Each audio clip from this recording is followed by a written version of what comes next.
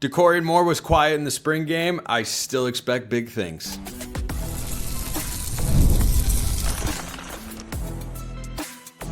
You are Locked On Ducks, your daily podcast on the Oregon Ducks. Part of the Locked On Podcast Network, your team every day. Yes, it is that time once again for Locked On Ducks. I'm your host, Spencer McLaughlin. Thank you so much for making this your first listen or your first view of the day, part of the Locked On Podcast Network, your team every day, and your number one source to stay up to date with the Ducks post-spring game look at the running back room. I got several questions about that, so we'll jump right into those. And some more hot takes I get to react to all on today's show, which is brought to you by our friends at Monarch Money. Take control of your finances with Monarch Money. Use code LOCKEDONCollege at monarchmoney.com for 50% off your first year. So, Dakorien Moore was quiet. I said last week he was the player I was most excited to see going into the spring game because he's the highest rated Oregon receiver ever. He's the second highest rated recruit ever, period, regardless of position, only behind Kayvon Thibodeau. And after the first couple plays, I thought he was about to have a Dallas Wilson performance. Dallas Wilson, former Oregon five-star who flipped to Florida after he was supposed to on signing day but didn't and then did and whatnot. He went for 10 catches, 195 yards, and 2 touchdowns for the Gators. Now, I think Oregon's secondary was a little bit too good to allow that. I also think Dakorien Moore wasn't that far away from having that sort of game, at least not as far as it might have looked. So he ended the game with 3 catches for 47 yards, no touchdowns. And I thought his first play, or the first play from Novosad going to him was pretty telling. Who broke that one up? Dylan Thieneman. That's because Thieneman's going to be a starter. That was a pretty good throw, by the way. Solid route, really good coverage. Thieneman's a stud. Okay, we know that. Second play, Theron Johnson, the Northwestern transfer, he's in good position, but Dakorien makes the play without offensive pass interference. And it's a gorgeous throw from Novosad. I mean, just chef's kiss. Absolutely positively great. But he hauls it in. And remember, he's not a big-bodied guy. I mean, he gets talked about the way Ryan Williams or Jeremiah Smith do at Alabama and Ohio State. Those guys are like anywhere from 6'1 to 6'3. Jeremiah Smith is like 6'3, 205 or some odd pounds. Like, he's a freak. Dakorien is a little bit smaller, but make no mistake about it, can do everything. And we saw that. I mean, he just went up against a veteran in Johnson who could be a starting secondary player for the Ducks this year, who has several years of experience, and Dakorien Moore hopped right in, boom, goes and makes a play. And he didn't get any opportunities really after that. He caught a couple of short passes and, in a very short field, demonstrated the burst that he has. But I was watching it very closely when I did my watching of the spring game after the fact. I wasn't able to see it live, but when I checked it out on Big Ten Plus, I'm sitting there at the keyboard going with the arrows and just going forward 10 seconds, back 10 seconds, watching plays a couple times, seeing who stands out. Dakorien stood out several times on plays where he did not get the ball.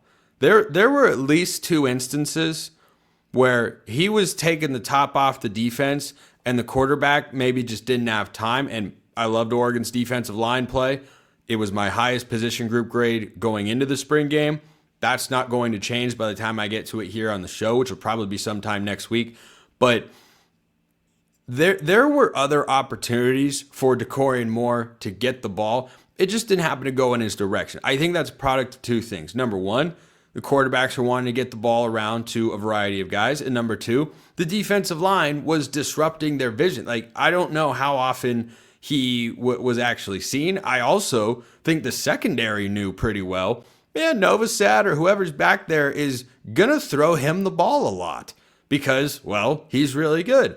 He drew a couple of double teams on the routes he ran. Well, if a quarterback is standing out there and Dakorien is in the slot and he runs that, fade route that he had for the big catch that I was talking about earlier, if you see a safety over the top shaded to his side and he goes there right after the snap, well, you're coming off that read immediately. You're not chucking it in double coverage just to do that because that means you have a one-on-one elsewhere. So I think that Dakorien Moore is going to be one of the impact freshmen. And he wasn't one of my biggest standouts that earned playing time after the spring game because I expected him going into that game to be able to see the field. And I know that Justice Lowe and Gary Bryant Jr. are more than just solid players. Like they can be really, I won't say high-end contributors because we haven't seen them do that yet, but they can be more than solid contributors or at least average, and there's nothing wrong with that. Dakorien Moore, I think, can see a bigger role as the season goes along. But, I've said for a while about him that, hey, he's someone who, might not play right away. He doesn't have to. He's in the perfect situation. It's just phenomenally good because he has the veterans around him. He doesn't need to play right away. Oregon doesn't need him to pop or else the offense is no good.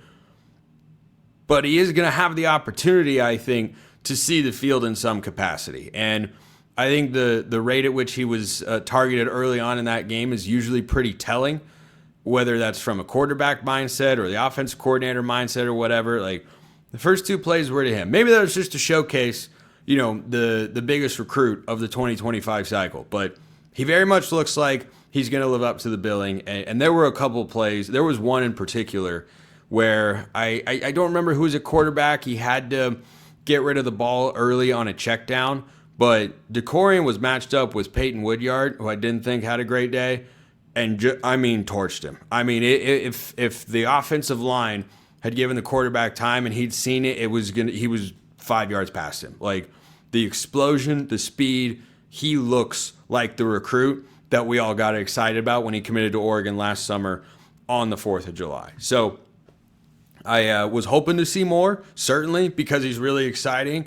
I did not come out of it, though, after, really diving into the game and watching all the plays really closely, thinking, oh, maybe he's not going to have as big of a role. No, I still think he's going to be someone that has in the neighborhood of 500 to 700 yards receiving for the Ducks this year. At least that's what I think he's fully capable of. So I'm still stoked about him. And you guys sent in a bunch of questions, thoughts, concerns, optimistic takes on the spring game and whatnot, and I love reacting to those. So there will be more later in the show, but I wanted to get to this one. And keep sending them in, by the way. YouTube comments, Twitter, become a Locked On Ducks insider, all that good jazz. That link in the description below.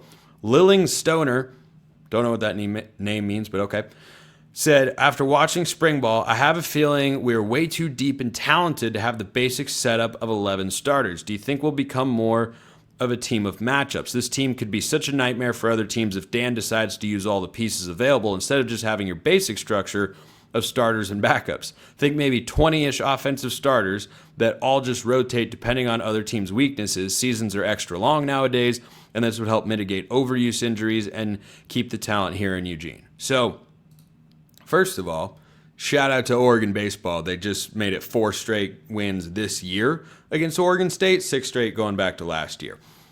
So their quest to host a regional, going pretty well at the moment. Secondly, getting to your question here, how many guys do you think play a lot of snaps on offense to the point where I'd describe them as an impact player?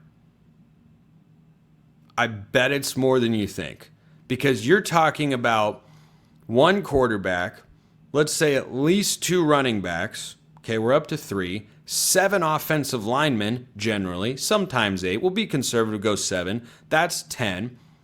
For Oregon, they run the jumbo package a lot, so 3 tight ends, that's 13. See where I'm going with this?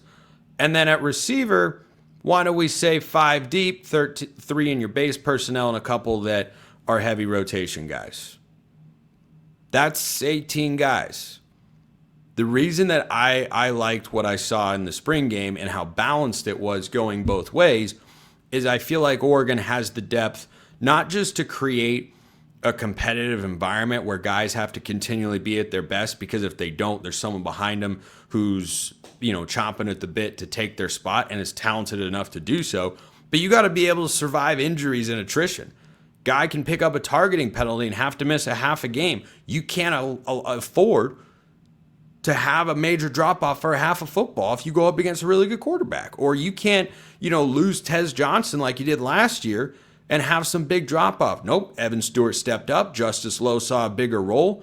And certainly Oregon was better when Tez Johnson was on the field, but that's what I'm talking about. When a guy goes down, like that's one of the ways I look really closely at all these position groups for the Ducks is if one guy were to get injured, which it's football, it happens. How well are you able to survive that? It's why tight end was my lowest grade going into spring ball, will probably be my lowest grade coming out of spring ball. If you lose Kenyon Sadiq, your drop off to the next guy is substantial. Doesn't mean there isn't solid production you can get, but it's a substantial drop off. Whereas last year that wasn't the case. If you lost T-Ferg for a game, well, which he did miss a game against Purdue, Kenyon Sadiq went wild. So yeah, I think your head's in the right space. You just kind of Lilling Stoner, that is, person who asked the question. You need a lot more guys than you think on either side of the ball. That's why I talk about recruiting so often here on the show. So let me know your thoughts, comments, statements of outrage, all that sort of stuff. The running back room, I had like 3 people say, dude, I need you to talk about the running back room. Well, guess what? I was lukewarm on the running back room. First, this episode brought to you by Monarch Money. Ever check your bank account and wonder, where did all my money go between dining out, online shopping, and entertainment? It's easy to lose track. That's where Monarch Money comes in. Your personal CFO, giving you full visibility and control over your finances. Monarch Money isn't just a budgeting app. It's a complete financial command center. You can track all your accounts, investments, and spending in one place, so you stop just managing money and you start building wealth. All in one convenience is what they're all about. Instead of juggling multiple apps, you can use Monarch to check your finances, track spending, and even plan long-term goals. Take control of your finances with Monarch Money. Use code LOCKEDONCollege at monarchmoney.com for 50% off your first year. That's monarchmoney.com, code LOCKEDONCollege for half off your first year. Check them out at monarchmoney.com.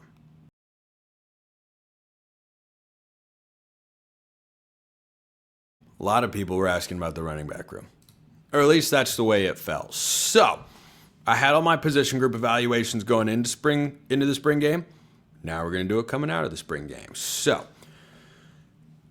on Saturday, I thought the running game had some nice moments. I didn't think it was anything spectacular. I thought the offensive line played better than I maybe expected them to, given the mixing and matching that always goes on in a spring game format. But also, just shout out to Dan Lanning and the staff, not just for having the spring game, but making the format simple. Combat Ducks, fighting Ducks, play a football game.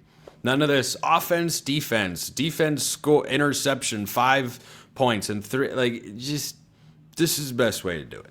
So, on Saturday, I'll share my thoughts on the running back room from what I saw, and then we'll go back to what my pre-spring evaluation was and see if I've changed my grade. So I thought Jaden Lamar looked solid, and that doesn't surprise me because that's always been my take on Jaden Lamar. He's not special. He's certainly not a liability. He's solid. He's a little bit thicker Travis Dye, maybe not quite as fast. He's solid. But am I ever wowed by him? No. Do I ever think he needs to cease being a part of the rotation? Also no. He's solid. Nothing wrong with being solid. He looks like a number 3 running back to me. There's a spot for that. Jay Harris had the fumble that was forced, I believe, by Ife Obadegwu. By the way, one of you commented yesterday, and several people liked it, and understandably so, that I didn't have enough Ife propaganda. Just wait until I get to the defensive backfield. But yeah, Ife's a stud. So he forced the fumble, and then Blake Purchase, man, did that guy look good after just taking a year off after playing as a true freshman. Blake Purchase looked really good coming off the edge. He scooped and scored. Dante Moore kind of tried to tackle him, and Blake Purchase was having none of that. I still think Jay Harris can be a great goal line back. I don't know what he's missing. I don't know if it's a pass protection thing. Maybe it's a fumbling thing. I thought it was just a good hit from Ife. But I think that if you put him in a Cyrus Habibi-Likio or LeGarrette Blount role from 2009 when LaMichael and Kenyon were the lead guys following his suspension to start the year. By the way, LeGarrette Blount Jr. was visiting Oregon during the spring game. Yeah, now we're old. So I don't know why Jay Harris can't do that. They did it with Jordan James in 2022. They were going to do it with him in 2023 until Noah Whittington got hurt, and then James became the number 2 guy. I don't know why. I mean, Jordan James is a great short yardage back, so maybe that's why. And now you're going with Mekhi Hughes, who's not quite as big as Jay Harris, and Noah Whittington, who, we know what he is, of course, which is good. Maybe he does. Maybe he becomes that goal line thumper. He looks good in that situation every time I see him put into it. But he hasn't played a lot since arriving at Oregon for some reason. We'll just have to wait and see if that changes. I thought Noah Whittington looked like a healthy Noah Whittington, which is a high-end number 2 back. 1A, 1B, Noah Whittington, fine with me. There will probably be times where, he's more in the zone than Mekhi Hughes, and that's perfectly fine. That's what I want in a running back tandem is, sometimes, this guy's seeing the field better, making better cuts, breaking tackles, and all that sort of stuff. So, I thought Noah Whittington looked like himself.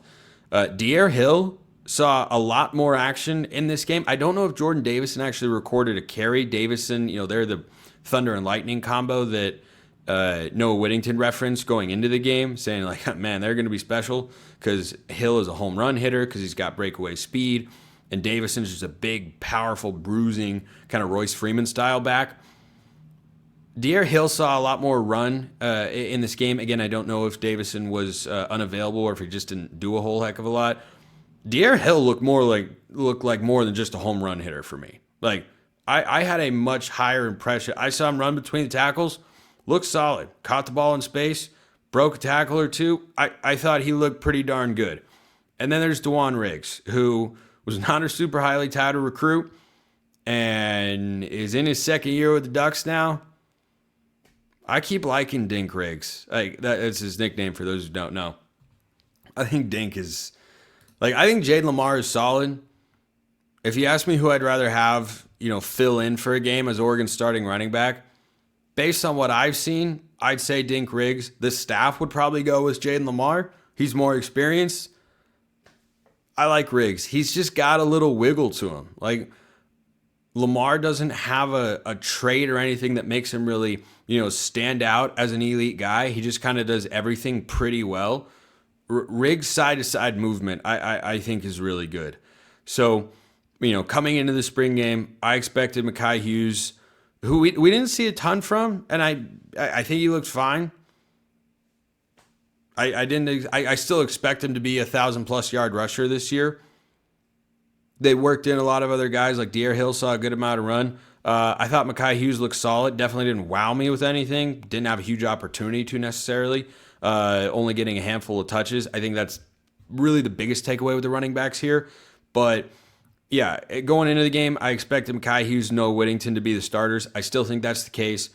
I wonder if a third guy gets involved, whether it's Jaden Lamar or if he's more of a special teams player as he was last year. And, he had the long screen pass against Oregon State, but that game was already over at that point. Or if Jay Harris becomes a goal line back, I could definitely see it. Jay Harris looks good, especially inside the 10. Dink Riggs looks good all the time. And I mentioned that I like DR Hill. Going into the game, I gave him a B+. I'm going to throttle that back. I'm going to throttle that back down to a B- just because I think you have a good running back room. I don't know that it's great. And again, remember, I am a tough grader. C is average. There's nothing wrong with a C. That means you're doing fine or about, you're okay. You're good enough. It's not a weakness or a liability. But I'm knocking this down to a B- because I gave a B+ to the receiver room, and there's no way, especially after the spring game, I can sit here and honestly say I feel as good about the running back room and how much explosion and dynamic playmaking you have there as they do in the wide receiver room. There's just a much stronger depth of talent in there. And I still think that this running back room is good. I think they can be productive. I don't think they will be an all-time unit. I think Mekhi Hughes is good. I think Noah Whittington is good. I don't know that either are special or are NFL backs. Hughes maybe could be. He's kind of that Jordan James sort of mold. I think if Whittington had major NFL prospects, he would have gone there. If he had, high-end starting prospects, he might have transferred to a place where he's going to be the top guy. But I think Noah knows what he is. And amazingly, This has always been, the last time I brought this up on the show, I had the same, live in recording reaction. This is going to be Noah Whittington's 4th year as a Duck. It'll only feel like his 3rd because he didn't play for most of 2023, but he's been around for a long time. One of the original Dan Lanning recruits. He was a transfer, of course, from Western Kentucky, but came in very early in his career and has just stuck it out to be a number 2 or 3 guy, and he's happy with that. And you know what? He's my ideal number 2 or 3 running back. Loves the role, flashes high-end RB1 production, but doesn't feel like he needs to get the ball. He just makes the most of his opportunity. He's really, really solid. But I definitely, coming out of that game, was a little underwhelmed with the running back room. So I still feel good about the guys they have in there, though. So I'll go with a B- for the running back room. Still like him, just not quite as much as I did after the spring game. So if you think I'm overreacting to the spring game, hey, you let me know in the comments below and all that good stuff. So going to close with a segment I came up with that I really like. And I will continue doing here on the show if you send them to me. And it doesn't have to just pertain to the spring game. It can be anything else. You send me a take. I give you an agreement scale, 1 to 10. 1 being I think you're insane. 10, I have expressed the same thought and feel really confident about it. And we're doing that next.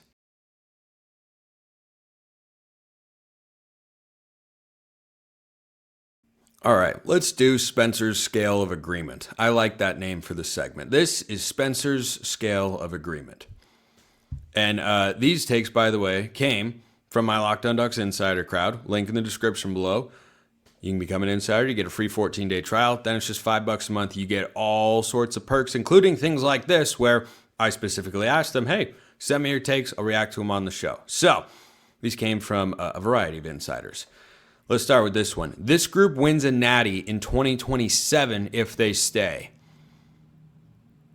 Well, I'm at about a 5.5.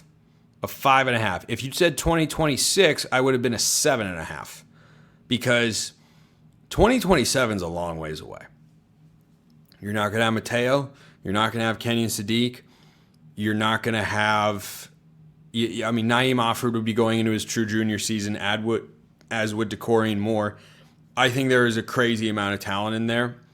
There are always a lot of moving parts. Who is Oregon's quarterback in 2027? It's likely not Dante Moore. Is it Austin Novosad? Is it Luke Moga? Is it Achilles Smith Jr.? And after the spring game, gosh, I feel great about any of those. So it's just a little far away. I go over a 5, though, to push you past the midway point because I like where your head is at. I just think that there's a lot to project there, and a lot can change between now and then. I mean, who's going to be playing along the offensive line? Don't know. So 5.5. Dylan Gresham might move up in the 2 deep. 9.5. I'm a 9.5 there. I mean, 3 catches, 96 yards, and a touchdown. He had a contested catch on the sideline. He beat a guy on a slant. I forget who it was, and then just took off, showed the high-end speed. I mean, I don't know how he doesn't. It's a tough 2 deep to move up because there's so much depth and so much experience and talent. But, man, he's clearly moved up. Maybe not solely based on the spring game, because remember, coaches have been watching, scrimmages and practice and whatnot for a while. I think that he clearly has to have moved up in our expectations and the coaching staffs based on the last couple of weeks of practice. So, another one. All the running backs could play. 3.5. I'm a 3.5 on it because I get where you are at. I just don't think that you can ever assume at a position like running back, a true freshman's ready to contribute. Receiver, you can do it. Defensive end, some of these guys can do it now. But running back is one of those positions. It's like running back, quarterback, linebacker, interior lineman, safety. Really hard to play as a true freshman for different reasons. There are a lot of, calls and coverages and things to understand when you're playing safety. Linebacker, it's tough to physically be ready as a true freshman. Same for the interior of the defensive line. being on the edge, though, a little bit more doable. But O-line is tough. Quarterback, there's so much to learn. Running back, it's more of a physicality thing. So I think they all can play one day. I don't know that you can say Jordan Davison and De'Aaron Hill are ready to play right now. I liked what I saw from De'Aaron Hill on Saturday. Absolutely. Wouldn't go for all of them, though. So that's a 3.5. Jericho Johnson is Jamari Caldwell 2.0. I love this take. Love it. I don't have enough information to go for a 10, so I'm going to give you an 8.5. But Jericho Johnson was one of my top players who earned playing time, in my view, after the spring game, because he did look like a Jamari Caldwell in the middle who's just disruptive. Disruptive, particularly against the run. Yeah, I like that one. Dakorien is legit. 10. That's a 10. Not a lot of 10s in these in Spencer's scale of agreement. But yeah, Dakorien, I did a whole segment on him, of course, to begin today's show. So yeah, that's a 10. Defensive line and defensive back is legit talent with depth. Yeah, 10. There's another 10. I mean, my biggest takeaway after the spring game was the competitive depth across the board was really good. The defensive line, I think, is Oregon's best unit. And the defensive backs, I like the way they looked a lot. So, yeah, give me a 10 with that one, too. The wide receivers looked like if our QBs can consistently make the throws, we are going to have big plays. Yeah. My hesitation is not personnel-based. It is scheme-based. This is not an offense that takes a ton of downfield shots. It's more than the Mario Cristobal era. I just don't know if that will ever be a foundational philosophy, if it will ever look like Washington 2023 or LSU 2019 or Ohio State 2024, once they figured out that they should just throw the ball to their great playmakers. Like, as talented as this group is, I don't see that ever being, as long as Will Stein is the OC, you can like that, you cannot like it, whatever. I think it's pretty hard to argue with the results. I don't know what you mean by consistently.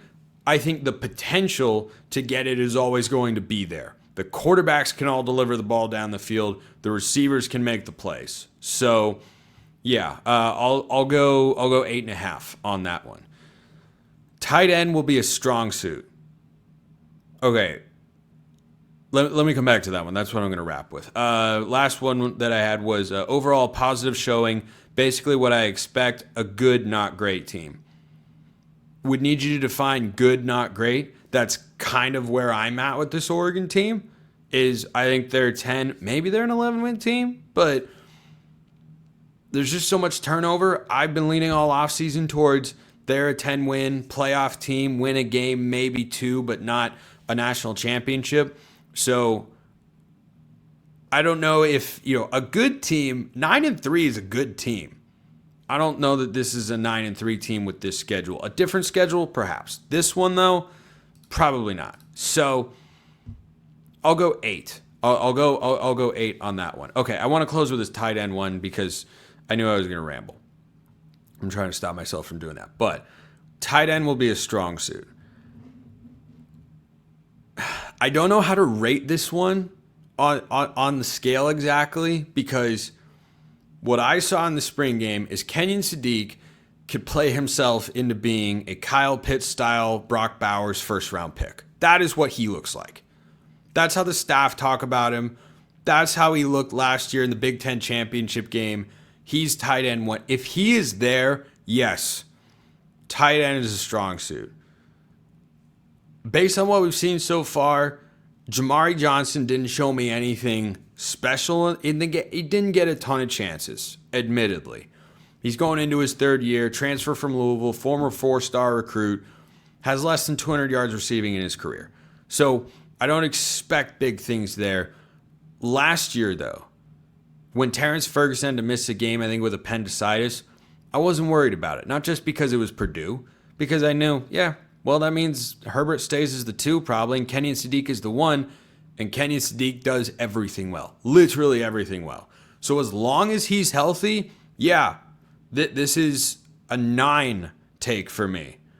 If Kenyon Sadiq were to get hurt, tight end becomes the drop off, I think, is just severe because Sadiq is such a high end talent. So tight end will be a strong suit. Like, I would go from a 9 down to like close to a 1, maybe a 2. We'll split the difference and say 5. I'm gonna go 5 on that one on Spencer's scale of agreement. Keep sending me your takes in. That will not be the last time I talk about the tight end room this week because there's plenty to discuss there. Appreciate everyone listening. I will see you next time. Have a wonderful rest of your day, and go Ducks.